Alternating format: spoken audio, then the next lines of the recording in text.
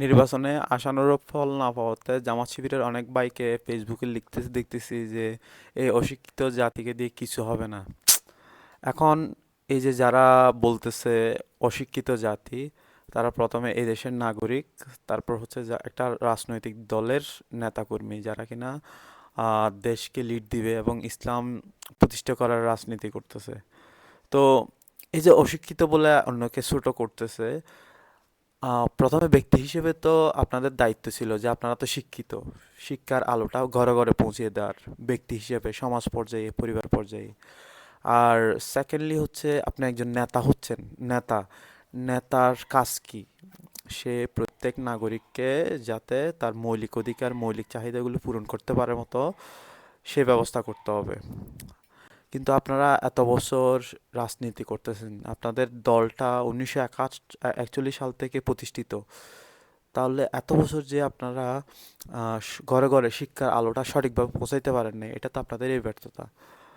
আমি আমার বাড়ি লোহাগাড়া সাতকানিয়া হওয়াতে আমি অনেক মানুষকে চিনি যারা কিনা জামাত শিবিরের রাজনীতি করে।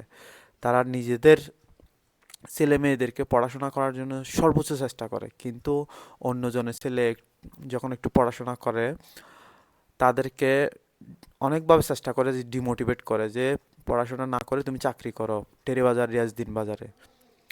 তাহলে এই যে ওদেরকে যে ডিমোটিভেট করা, ওদেরকে যে বাধা দেওয়া পড়ালেখা না করার জন্য, সেটা দায় কে নিবে? আপনারাই তো করছেন।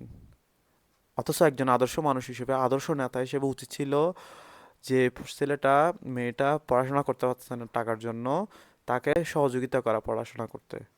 আর এমন শিক্ষা ব্যবস্থা তৈরি করা, একটা মানসম্মত শিক্ষা ব্যবস্থা তৈরি করা, যে শিক্ষা ব্যবস্থা একজন আদর্শ মানুষ তৈরি করবে, যে জানবে কোন নেতাকে ভোট দিলে, কোন নেতাকে সমর্থন করলে দেশ এগিয়ে যাবে, জাতি এগিয়ে যাবে। আপনারা তো সেটা করেন নাই।